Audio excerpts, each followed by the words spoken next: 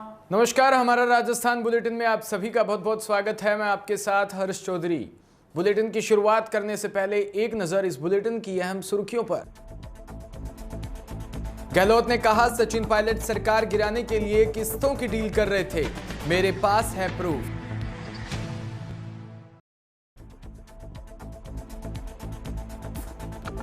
One महोत्सव मनाया, लगाए हजारों पौधे।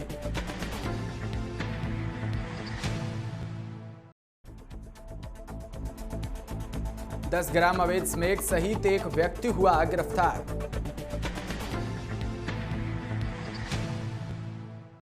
और अब खबरें विस्तार से। राजस्थान के मुख्यमंत्री अशोक गहलोत ने भारतीय जनता पार्टी पर विधायकों की खरीद फरोख्त का आरोप लगाया। सीएम अशोक गहलोत ने कहा कि हमारे डिप्टी सीएम सचिन पायलट खुद राजस्थान सरकार गिराने की डील कर रहे थे। हमारे विधायकों को पैसे के लालच दिए जा रहे थे, मेरे पास सबूत भी है। सचिन पायलट पर हमला बोलते हुए अशोक गहलोत ने कहा कि पहले भी हमने विधायकों को 10 दिन तक होटल में रखना पड़ा। अगर उस वक्त हम नहीं रखते तो आज जो मानेसर वाला खेल हुआ वो उस समय होने वाला था। रात के 2 बजे लोगों को भेजा जा रहा था। खुद षड्यंत्र में शामिल नेता सफाई दे रहे थे। सीएम अशोक गहलोत ने कहा कि हमारे डिप्टी सीएम हो या पीसीसी चीफ, उनसे जब खरीद फरोख्त की जानकारी मांगी गई तो सफाई दे रहे हैं। वह खुद षड्यंत्र में शामिल थे। दिल्ली में बैठे लोगों ने सरकार गिराने की साजिश रची, वहीं लोकतंत्र को खत्म करने की साजिश भी हो रही है। कर्नाटक और मध्य प्रदेश की तरह साजिश हो रही है। सीएम अशोक गहलोत ने कहा कि आज सीबीआई, इनकम टैक्स, ईडी का दुरुपयोग किया जा रहा है। हम तो तीसरी बार मुख्यमंत्री बने हैं, 40 साल की राजनीति हो गई। हम तो नई पीढ़ी को तैयार करते हैं, आने वाला कल उनका है। हमारी बहुत रगड़ाई हुई थी। 40 सालों तक जिन्होंने संघर्ष किया वो आज मुख्यमंत्री, केंद्रीय और पार्टी के शीर्ष पर है। सचिन पायलट पर निशाना साधते हुए अशोक गहलोत ने कहा कि लोग कहते हैं हम नई पीढ़ी को पसंद नहीं करते। राहुल गांधी, सोनिया गांधी और खुद अशोक गहलोत उन्हें पसंद करता है। गवाह है, जब भी मीटिंग होती है तो मैं युवाओं और एनएसयूआई के लिए लड़ाई लड़ता हूं। इनकी रगड़ाई नहीं हुई थी, इसलिए समझ नहीं पा रहे। सीएम अशोक गहलोत ने कहा कि इसके बिना रगड़ाई हुए केंद्रीय मंत्री और पीसीसी चीफ बन गए। अगर रगड़ाई हुई होती तो आज और अच्छा काम करते। आज हमसे अच्छा काम ये कर सकते हैं अगर ये खुद ही हॉर्स ट्रेडिंग को पसंद करेंगे और उसका हिस्सा बनेंगे तो देश को बर्बाद करेंगे। सीएम अशोक गहलोत ने कहा कि अच्छा हिंदी इंग्लिश बोलना, अच्छा बयान देना सब कुछ नहीं होता। आपके दिल में क्या है, देश के लिए आपका कमिटमेंट क्या है, पार्टी की नीति विचारधारा के प्रति आपके कमिटमेंट को देखा जाता है। सोने की छुरी प्लेट में खाने के लिए नहीं होती।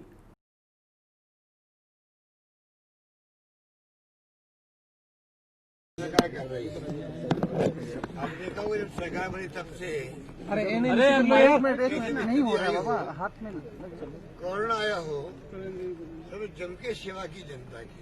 जनता हमसे ही उम्मीद करती है। हाथ छोड़ो यार, हाथ हमने किया। हाथ छोड़ो। हमारे कुछ साथी बीजेपी के ट्रैक पे फंस करके अति महत्वकांक्षी से बन करके हॉर्स ट्रेडिंग करना। राजनीति में लड़ाई होती है विचारधारा की, नीति कार्यक्रम जरूर आता है। पार्टी में आए जाए कोई आप नहीं पकड़ रहे हो यार, माइक मत पकड़ो। इधर देखो मेरे आप चले जाओ, कोई दिक्कत नहीं है। परंतु माइक बहुत ऊपर कर रहे हो यार, ये नहीं बोले नीचे करो माइक। उनके साथ उनके साथ में पैसे की डील करो, लेन देन करो, उनके साथ हॉर्स ट्रेडिंग करो। कितने करोड़ मिलेंगे आपको पहली फेज में? पहली किस्त कितनी मिलेगी आपको? सेकंड कितनी मिलेगी आपको? टेलीफोन नंबर दीजिए, आप नाम दीजिए आदमी का जो डिलीवरी लेगा, आपका डिलीवरी लेगा। ये जो मीडिया हिंदुस्तान में बोल रहा है, मीडिया आपका अभी ये रुक रहा है, इंग्लिश मीडिया, राष्ट्रीय मीडिया। मैं डिजिटल की बात तो कम करता हूँ। जो राष्ट्रीय मीडिया बोल रहा है उनको चाहिए कि ईमानदारी से सच्चाई के साथ दे, सच्चाई के साथ दे।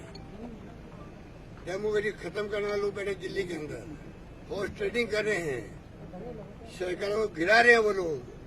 जैसे उन्होंने कर्नाटक में किया, मोबाइल थोड़ा नीचे कर लो यार, आगे में हो फिर भी दोस्त। मध्य प्रदेश में किया। मैं नीचे क्या कर रहा मीडिया की ड्यूटी नहीं है क्या? हूँ। क्या मीडिया की ड्यूटी नहीं है क्या?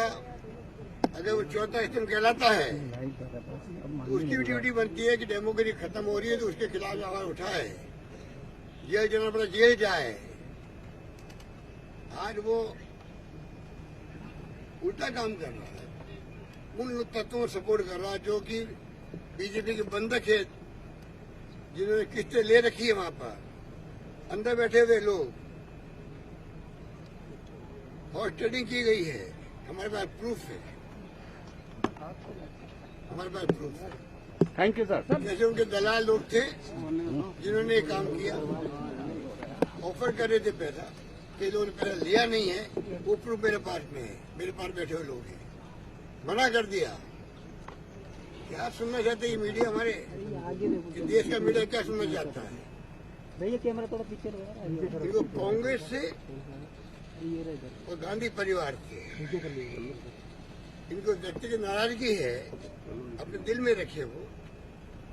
जिस मुल्क में डेमोक्रेसी खत्म करने की साजिश हो रही है, जनबल के आधार पर खरीदे जा रहे हैं एमएलए, क्या मीडिया चौथा स्तंभ कहलाता है, उसकी ड्यूटी नहीं है क्या? आवाज उठाए। ऐसे ऐसे मीडिया के लोग बैठे हैं देश के अंदर, उनके पास धन की कमी नहीं है, बल की कमी नहीं है। Sorry please. फाइनेंस होते हैं लोग केंद्र सरकार से, बीजेपी से मिली भगत करते हैं। नई पीढ़ी के लोग आए हैं मीडिया के अंदर, अच्छे एंकर हैं। मुझे गर्व है कि देश के अंदर अच्छे एंकर हैं, नई पीढ़ी के लड़के लड़कियां, हमारी बहनें हैं, भाई हैं, बच्चे हैं। उनको चाहिए ईमानदारी के साथ, उनकी जिंदगी लंबी पड़ी हुई है, उनको भूलना नहीं चाहिए कि लंबा जिंदगी बिताना है देश के अंदर। देश को एक रखना है, अखंड रखना है। डेमोक्रेसी किसी कीमत में खत्म नहीं हो। 76 साल तक कांग्रेस ने डेमोक्रेसी बचा रखा है। पाकिस्तान इधर नहीं होना चाहिए देश को। अब जो लोग आए वो डेमोक्रेसी खत्म कर रहे हैं, खरीद रहे लोगों को। और ये आपकी यंग पीढ़ी के लड़के लड़कियां एंकर बने हुए हैं, या आपके मीडिया के जो बड़े लोग भी हैं, तमाम लोग जो हैं एक तरफा न्यूज चला रहे हैं। पूरी मेजोरिटी यहाँ बैठी हुई है। क्या हॉर्स ट्रेडिंग करने वालों पसंद करेंगे? वो लोग हॉर्स ट्रेडिंग हो रही है देश के अंदर, पैसा बढ़ा, लाखों करोड़ रुपए बढ़ रहे हैं। परसों के रोज में बिल्डिंग कही जा रही थी जयपुर के अंदर, राजस्थान के अंदर। हमारे पास खबर है, हमारे पास प्रूफ है, उसका ही प्रूफ है। 20 करोड़ का सौदा किया जा रहा था। ऐसी स्थिति हो रही है। एसओजी ने नोटिस दे दिया आपको, मुझे नोटिस दिया एसओजी ने। हमने कंप्लेंट की थी कांग्रेस ने कि हॉर्स ट्रेडिंग हो रही है बीजेपी की तरफ से। 10 दिन तक हमें रखना पड़ा लोगों को वहाँ होटल के अंदर। मुझे अच्छा लगा क्या? 10 दिन लगा किसे कहते हैं? अगर उस वक्त नहीं रखते हम लोग, अब जो हुआ है खेल मानेसर वाला, गुड़गांव वाला, वो खेल उस वक्त होने वाला था। 2 बजे रवाना किए जा रहे इन लोगों को, इन्हीं लोगों को रवाना किया जा रहा। करने वाले कौन थे? सफाई कौन दे रहे थे? ये कुछ हो ही नहीं रहा था। सफाई वो दे रहे थे नेता जो कुछ षड्यंत्र में शामिल थे, षड्यंत्र पहाड़ थे। हमारे यहाँ पर डिप्टी सीएम हो, पीसीसी प्रेसिडेंट हो, वो खुद ही डील करे। अगर मान लोगों से मोबाइल नंबर दीजिए, हमें नाम दीजिए, हमें षड्यंत्र में शामिल हो, वो सफाई दे रहे हैं। नहीं, हमारे यहाँ कोई हॉस्टल नहीं हो रही थी। अरे तुम तो खुद ही षड्यंत्र में शामिल थे, तुम क्या समझ दे रहे हो? ऐसी स्थिति में देश चल रहा है। क्या ये चौथे स्तंभ की जिम्मेदारी नहीं है तुम लोगों की? बीजेपी के लिए कैमरा लेके खड़े होते तुम लोग, हमें खुशी होती है। धूप में, बरसात के अंदर, खाना मिले नहीं मिले, तंग आता आप लोग, आपकी मजबूरी है। आज हालत ऐसी बना रखी है मोदी सरकार ने कि नौकरी नहीं आ रही तुम लोगों की, तनख्वाह कम हो रही है। हम सरकार मदद कर रहे हैं आप लोगों की, कोई तनख्वाह बच जाए कम से कम इनकी। प्रदेश में मैं मदद कर रहा हूँ, कोशिश कर रहे हैं। अरे आप लोग मजबूरी में काम कर रहे हो और आपको हेडलाइन चाहिए। बस हेडलाइन बनाने के लिए तुम कुछ भी कर सकते हो, चाहे भले ही न्यूज गलत दो, कुछ भी करो, डेमोक्रेसी कमजोर तो होने दो, हॉर्स ट्रेडिंग हो तो होने दो, खरीदारी हो तो होने दो भले ही। ये आपकी ड्यूटी है क्या? सर जो नोटिस दिया है स्पीकर ने 19 एमएलए को, उसको आप किस तरीके से देखते हैं? के लोगों के नाम सामने आ रहे हैं, ईडी और इनकम टैक्स की कार्रवाई क्या करेगी? छापे क्यों पड़े परसों?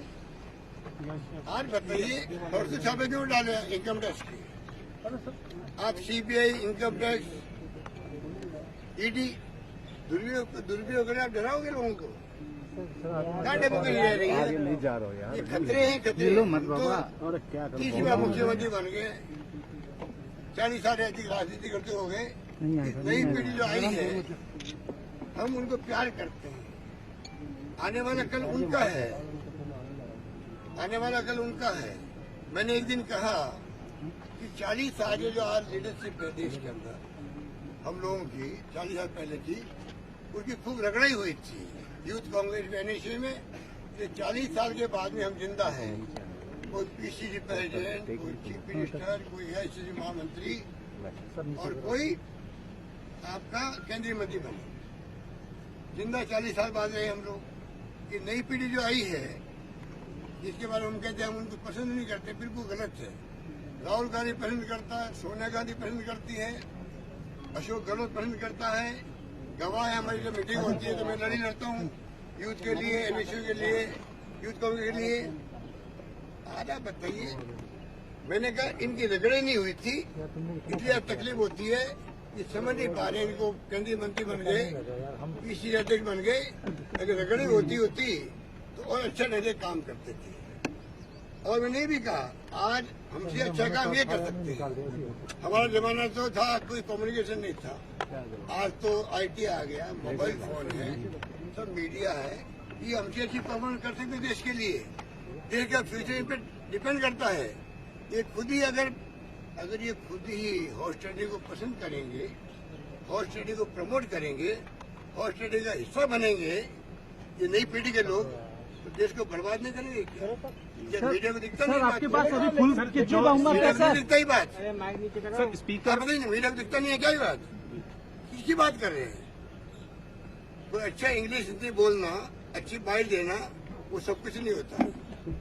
अच्छे हैंडसम पर्सन सब कुछ नहीं होता है। सर आपके दिल में क्या है देश के लिए? आपका कमिटमेंट क्या है? आपकी विचारधारा, नीति, कार्यक्रम जो है आपकी पार्टी के, कितना बड़ा कमिटमेंट है आपका, ये सब देखा जाता है आपको। सोने की छुरी पेट में खाने के लिए नहीं होती है, आप समझ गए? सोने की छुरी पेट में खाने के लिए नहीं होती है, समझ जाओ आप लोग। खबर बारां के कवाई से, जहां कस्बे में बुधवार को वन विभाग की ओर से वन महोत्सव कार्यक्रम आयोजित किया गया, जिसमें स्थानीय विद्यालय के प्रधानाचार्य सुरेश चंद्र मीणा के मुख्य आतिथ्य में वन विभाग के कर्मचारियों सहित कस्बे के दर्जनों लोगों ने पौधारोपण किया। प्राप्त जानकारी अनुसार विभाग के आदेशानुसार क्षेत्रीय वन अधिकारी द्वारा बुधवार सुबह 10 बजे कवाई कस्बे के निकट अटरू रोड स्थित वन विभाग की भूमि पर वन महोत्सव कार्यक्रम की शुरुआत की गई। क्षेत्रीय वन अधिकारी अटरू दुर्गा शंकर जंगम ने बताया कि वन महोत्सव कार्यक्रम के दौरान यहाँ 1000 पौधों का पौधारोपण किया, जिसमें नीम, शीशम, कालंजी, गुलमोहर, बड़ पीपल आदि के छायादार वृक्ष भी लगाए गए जाएंगे। ये जो यहाँ चल रहा है आज, ये क्या कार्यक्रम चल रहा है? वन महोत्सव मनाया जा रहा है जी। 2020 वन महोत्सव का 15 तारीख का वो था वन महोत्सव मनाने का जी। जो वन महोत्सव मनवाया जा रहा है। इसमें इसके तहत यहाँ पे आज कितने पौधे लगाए आपने? इसके तहत 1000 पौधे लगाने हैं जी। तो ये आज ही लगेंगे या आगे भी कंटिन्यू चलता रहेगा? 1000 पौधे लगने हैं, इसके 1000 का टारगेट है वन महोत्सव मनाने का, लेकिन एक दिन भी नहीं लग पाएंगे, इस वास्ते 2 दिन। कौन कौन सी भूमि पे ये पौधे लगाए जाएंगे जी, कवाई की कौन कौन सी स्थान पे पौधे लगने हैं? ओनली एक जगह है। अच्छा, बाकी स्कूलों के अलग है, फिर वन महोत्सव स्कूलों में मनाए जा रहे हैं तो वहाँ भी लगाए जा रहे हैं। किस किस तरह के पौधे इसमें आप मुख्यतः? नीम, शीशम, चुरेल, करंज। आपका शुभ नाम? दुर्गा शंकर जंगम। किस पोस्ट पे हो आप? रेंजर।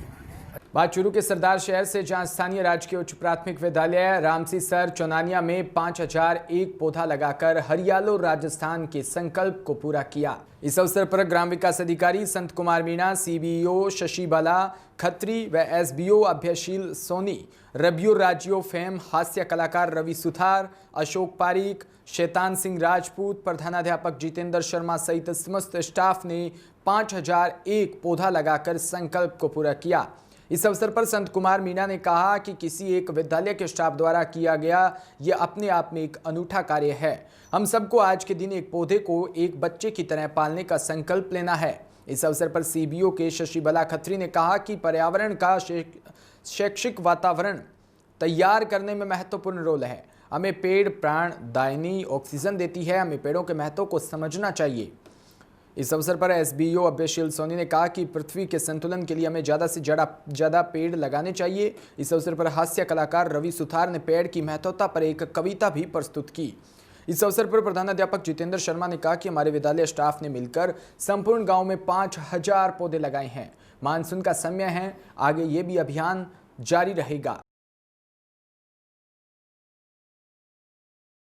बात बारा की हरनावदा शाहजी से, जहां पुलिस ने पुलिस अधीक्षक बारा द्वारा चलाए जा रहे अवैध मादक पदार्थ की रोकथाम के लिए अभियान के अंतर्गत कार्रवाई करते हुए एक व्यक्ति को गिरफ्तार किया।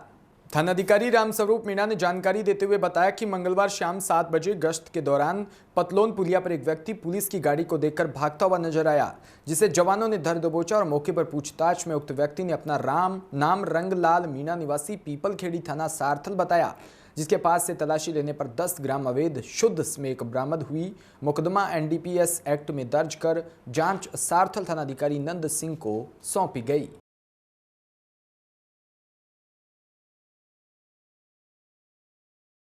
तो वहीं झालावाड़ जिले के चौमेला में पंचायती राज विभाग की ओर से चलाए जा रहे चारागाह विकास व पौधारोपण कार्यक्रम के तहत ब्लॉक स्तरीय वृक्षारोपण कार्यक्रम संपन्न हुआ, जिसमें समारोह के मुख्य अतिथि कांग्रेस के पूर्व विधायक मदन लाल वर्मा रहे। कोलवी गांव के समीप ग्राम पंचायत की करीब 60 बीघा चारागाह भूमि पर करीब 200 पौधे लगाए गए। इस दौरान वन विभाग, पीडब्ल्यूडी, शिक्षा, कृषि सहित अन्य विभागीय अधिकारी कर्मचारी भी मौजूद रहे। कार्यक्रम के दौरान उपखंड अधिकारी राहुल मल्होत्रा, पुलिस उपाधीक्षक ब्रजमोहन मीणा, तहसीलदार बालचंद मीणा, कांग्रेस जिला उपाध्यक्ष चैन सिंह, ब्लॉक कांग्रेस अध्यक्ष भगवान सिंह, सरपंच प्रेमलता भंडारी ने भी वृक्षारोपण कर पर्यावरण को बचाने का संदेश दिया। इस दौरान समाजसेवी अशोक भंडारी ने राज्य सरकार द्वारा चारागाह भूमि के संरक्षण व पर्यावरण को सुरक्षित बनाए रखने के लिए किए जा रहे कार्यों पर विस्तृत जानकारी भी दी।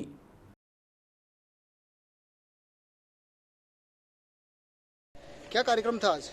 आज ये हमारे राजस्थान सरकार का चारागाह विकास कार्यक्रम था और चारागाह विकास कार्यक्रम के अंतर्गत वन विभाग के तत्वाधान में ये पौधारोपण का कार्यक्रम जो है किया गया। इसमें आज हमारे यहाँ के उपखंड अधिकारी जी, हमारे जो पुलिस उप अधीक्षक जी, वन विभाग के सारे हमारे जो है अधिकारी कर्मचारीगण, हमारे ब्लॉक कांग्रेस के अध्यक्ष जी, जिला कांग्रेस के उपाध्यक्ष जी चैन सिंह जी, सलामत भाई जी राठौर, हमारे यहाँ के सरपंच जो है अशोक जी भंडारी जी सरपंच प्रतिनिधि, उनकी पत्नी और तहसीलदार जी, सभी उपस्थित यहाँ पे हमारे जो है कर्मचारी अधिकारीगण हैं।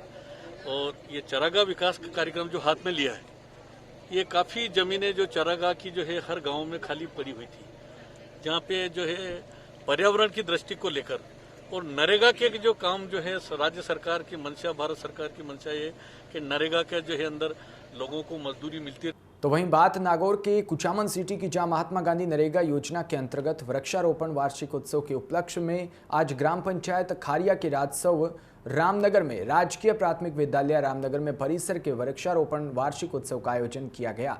सरपंच देवीलाल दादरवाल ने बताया कि राज्य सरकार के निर्देशानुसार 15 जुलाई को सभी ग्राम पंचायतों में महात्मा गांधी नरेगा अंतर्गत राजकीय कार्यालय व विद्यालय परिसर में 4 दीवारी उपलब्ध है, वहां वृक्षारोपण का कार्य किया जा रहा है। वह वृक्षारोपण में आवश्यकता अनुसार अधिक से अधिक छायादार व फलदार पौधों के रोपण को प्राथमिकता दी जा रही है। सरपंच ने सभी ग्रामवासियों से अधिक वृक्षारोपण कर उनकी संभाल करने की जिम्मेदारी लेने का भी आह्वान किया।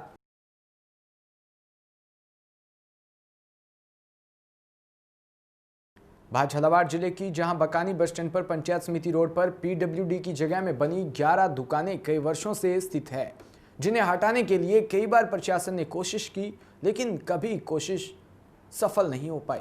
जानकारी के लिए आपको बता दें कि ये 11 दुकानें PWD की जगह में स्थित है, लेकिन इसी की जस्ट पीछे जो बेशकीमती जमीन है, जिसके सामने यह दुकान होने के कारण जमीन की मार्केट वैल्यू कम हो रही है, जिस कारण जमीन मालिक लगातार इन दुकानों को हटाने के लिए पीछे पड़ा हुआ है। और वहीं लगभग 1 वर्ष पूर्व इन दुकानों को हटाने के लिए झालावाड़ के कई बड़े अधिकारी की उपस्थिति में 3 दुकानों को JCB द्वारा तोड़ भी दिया गया था, लेकिन न जाने किस नेता के फोन आने पर JCB का पंजा वहीं रोक दिया और आज फिर झालावाड़ SDM HS ढिलन द्वारा इन दुकानों का मौका मुआयना किया।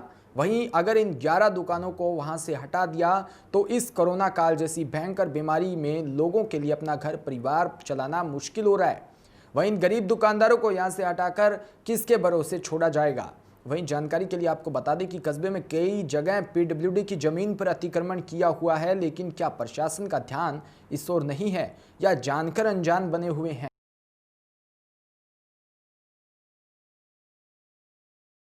किस संदर्भ में किया गया? बेसिकली जिला सतर्कता के अंदर एक प्रकरण दर्ज है जो कि कुछ दुकानों को लेकर है और प्रकरण मेरे संज्ञान में वर्षों में आया है, तो मैं मौका लेकर एक बार देखना चाह रही थी कि क्या स्थिति है। और पुरानी इस फाइल पे काफ़ी रिकॉर्ड्स हो चुकी हैं, तो मौका स्थिति में देखकर और ये बेसिकली जानना चाह रही थी कि मौके की स्थिति क्या है। मैम, इस मामले में पहले की प्रशासन के द्वारा दुकान हटाने की कार्रवाई की गई थी? मैंने अभी फाइल नहीं देखी ना पूरे से, मैं अभी कुछ पूरा नहीं बता। मतलब उस टाइम भी आए हुए थे हटाने के लिए? उस टाइम भी इनके ऊपर कुछ दुकानें हटाई और कुछ नहीं हटाई है, ऐसा आरोप लगा था।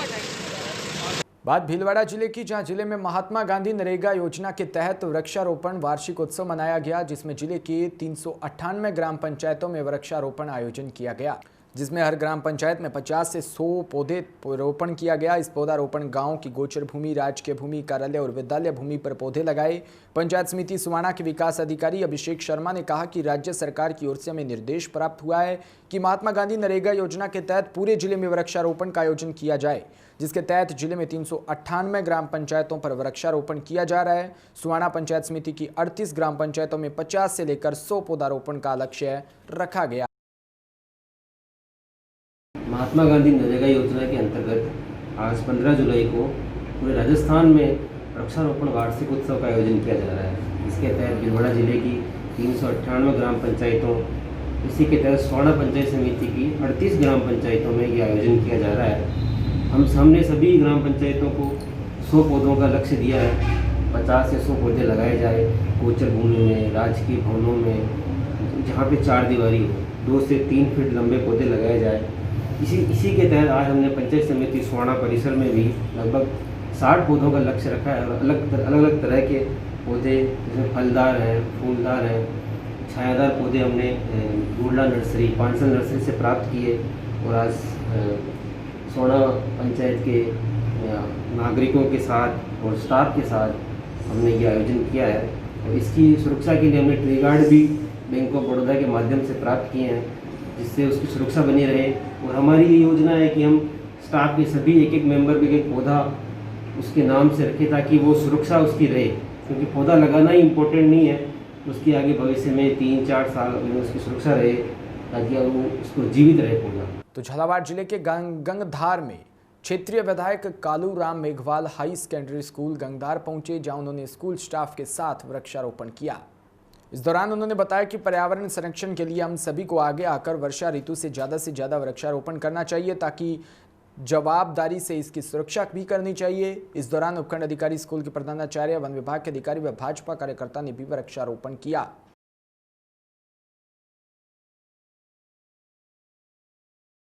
सर, किस प्रकार का कार्यक्रम था और कौन कौन से पौधे लगाए गए? आज गंगधार विद्यालय परिसर में पौधे लगाए गए और वृक्षारोपण किया गया। वृक्षारोपण में चाहता हूं कि पूरे क्षेत्र में होना चाहिए, क्योंकि अगर क्षेत्र में वृक्षारोपण रहेगा तो अपने पर्यावरण भी ठीक रहेगा। और वृक्षारोपण करने के साथ साथ मैं चाहता हूं कि वृक्ष का अपन को इसकी पूरी निगरानी भी रखनी है और वृक्ष की पूरी जवाबदारी के साथ में इसको पालना है। यूँ नहीं कि अपन वृक्ष लगाने के बाद उसको भूल जाए, तो वृक्षारोपण करके पूरे वृक्ष को पूरी तरह से पानी पिलाएं और वृक्ष को जिंदा रखने की भी अपनी जवाबदारी है। मैं चाहता हूं कि इस स्कूल परिसर में जो वृक्षारोपण किया गया, यहाँ टी गार्ड के साथ किया गया, तो पूरे वृक्ष निश्चित ही तौर पे ये वृक्ष जिंदे रहेंगे और वृक्षारोपण हर क्षेत्र में होना चाहिए। और अब बात गंगानगर जिले की, जहां सूरतगढ़ में उपखंड कार्यालय का किसानों द्वारा घेराव कर भाषणबाजी की गई। प्राप्त जानकारी के अनुसार अखिल भारतीय किसान सभा टीबा क्षेत्र संघर्ष समिति सूरतगढ़ व जनता मोर्चा सूरतगढ़ द्वारा संयुक्त रूप से किसानों के फसल बीमा क्लेम और अधिक ब्याज वसूली को लेकर धरना दिया गया व उपखंड कार्यालय का घेराव किया गया।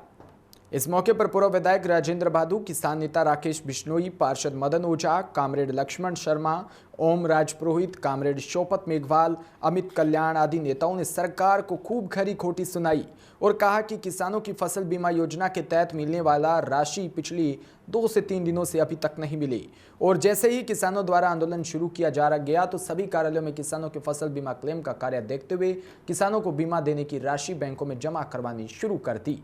अगर सभी किसानों के फसल बीमा क्लेम की राशि नहीं दी गई तो यह आंदोलन और जोर से चलाया जाएगा। इस मौके पर ग्रामीण क्षेत्र से आए सैकड़ों की तादाद में किसान उपखंड कार्यालय के आगे धरने पर बैठे रहे। कोरोना महामारी जैसी भयंकर बीमारी को देखते हुए सरकार के आदेशों की किसानों द्वारा प्रशासन की आंखों के सामने धज्जियां उड़ाई गई, तो वहीं सोशल डिस्टेंसिंग की पालना नहीं करते हुए उपखंड कार्यालय के आगे धरने पर बैठे किसानों को देखकर अंदेशा लगाया जा सकता है। बात भीलवाड़ा जिले की, जहां बिजली चोरी और छिजत को रोकने के लिए अजमेर विद्युत वितरण निगम ने कमर कस ली है। इसके तहत अब तक विभाग ने जिले में 1 से 14 टीमों का गठन किया है।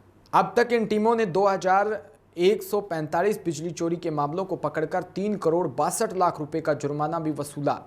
इन सभी को 7 दिन के भीतर जुर्माना जमा करवाने का नोटिस भी दिया जा चुका है। अधीक्षण अभियंता एस.के. उपाध्याय ने कहा कि अजमेर विद्युत वितरण निगम के प्रबंधक निदेशक वी.एस. भाटी के निर्देश पर दिए गए डिस्कॉम में विद्युत चोरी और छिजत पर अंकुश लगाया जाए। इस पर हमने जिले में 15% छिजत कम करने के लिए मीटर्स, ट्रांसफार्मर सहित कई रखरखाव पर विशेष ध्यान देकर सतर्कता अभियान चलाया है। इसके साथ ही हमने जिले में बिजली चोरी रोकने के लिए 114 टीमों का गठन किया, जिसने अब तक 5000 से अधिक कनेक्शनों की जांच कर 2145 बिजली चोरी के मामले भी पकड़े हैं। इन सभी उपभोक्ताओं को हमने 3 करोड़ 62 लाख रुपए जुर्माने के नोटिस जारी किए हैं। इन्हें 7 दिनों का समय भी दिया गया है रुपए जमा करवाने के लिए। यदि ये जमा नहीं करवाते तो इनके खिलाफ FIR दर्ज करवाई जाएगी।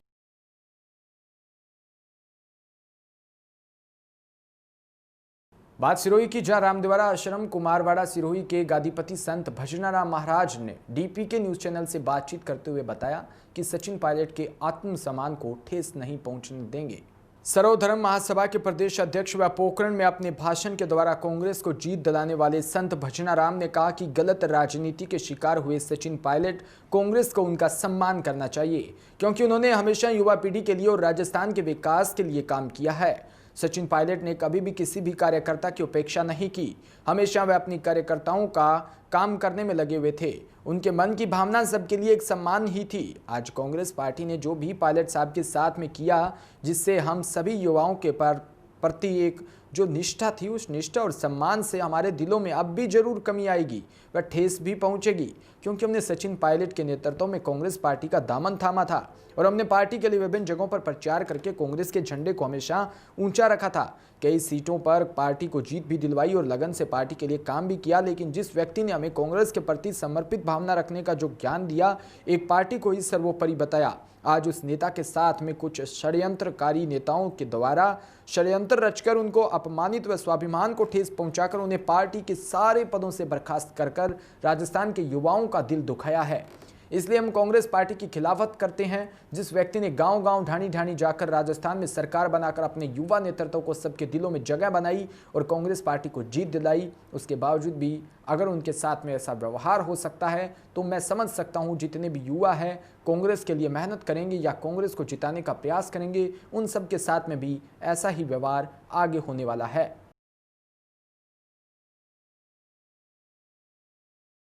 बताएं। आज राजस्थान की राजनीति के अंदर जो युवाओं के दिल की धड़कन है,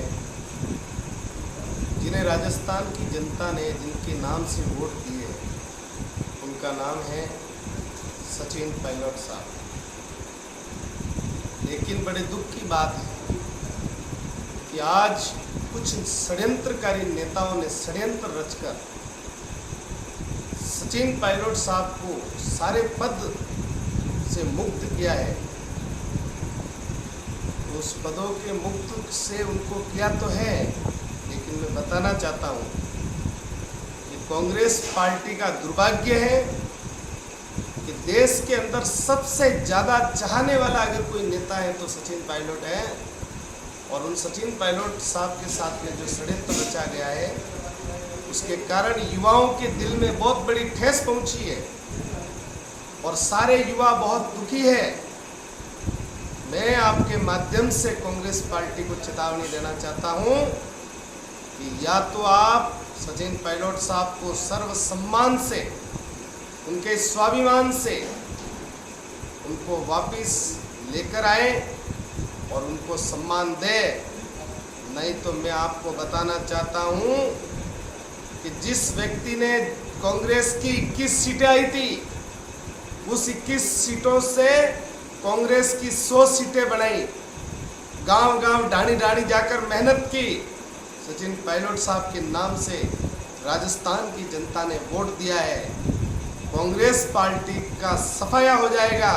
अगर सचिन पायलट साहब इस पार्टी में नहीं रहे तो समझ लो राजस्थान के अंदर जिंदगी में कांग्रेस की सरकार नहीं बन सकती है, क्योंकि जहाँ सचिन पायलट है वहाँ सब युवा है।